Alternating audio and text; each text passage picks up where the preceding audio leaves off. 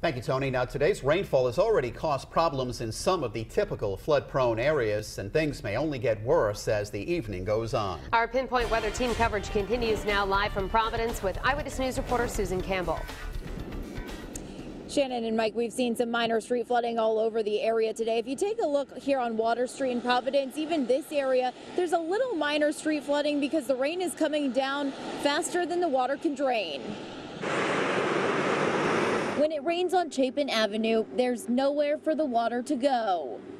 The drains are so clogged, you can see that bushes are growing out of them. There are like 5 drains over here, they're all clogged. And oftentimes cars get stuck over there. Sometimes it overflows to the highway, which is dangerous.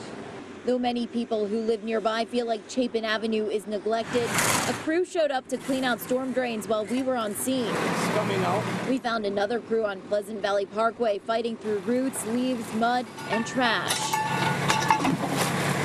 See a lot of bottles in there. While DPW crews are dealing with water, National Grid is gearing up for the wind. For the last several days, we've been tracking this storm. National Grid spokesperson David Graves tells us the power company has shifted workers' schedules in case there are power outages. We've got 35 line crews that are going to be held through 11 o'clock tonight, and then from midnight or from 11 o'clock through tomorrow morning, we have 25 different crews that are going to be available to us.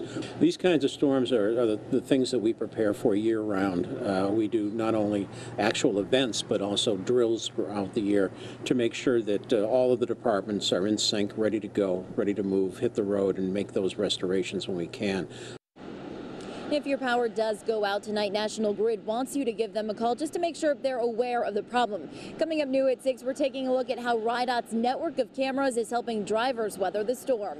For now, live with the Providence Mobile Newsroom, Susan Campbell, Eyewitness News. Thank you, Tony, and our pinpoint weather team coverage continues now. The Rhode Island Department of Transportation has dozens of cameras keeping an eye on highway traffic all over the state. Here's a look at 95 in Providence at Broad Street. New at 6 tonight. We're talking to the DOT to find out how they use these cameras to keep the roads safe when bad weather strikes. Eyewitness News reporter Susan Campbell joins us now live for the Providence Mobile Newsroom. There are more than 100 cameras watching over Rhode Island's busiest highways. The DOT tells me monitoring them in real time helps to keep traffic moving. On a windy, rainy Monday, traffic on I-95 is a little slower than usual. On a stormy day like today, we're monitoring the system. This afternoon, we talked with Joe Baker at the Rhode Island DOT's Transportation Management Center to find out how the agency's network of cameras helps drivers weather the storm. Here we have access to all of the cameras that we have out on the state highway system.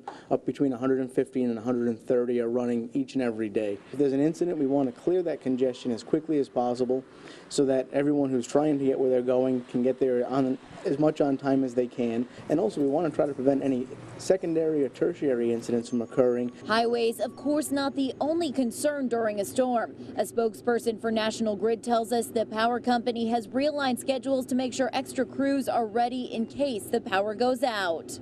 It's usually perhaps a half a dozen crews might be doing work at night, but obviously in this case we have to make some special plans and have to realign those schedules so that we have more people, more equipment available to us.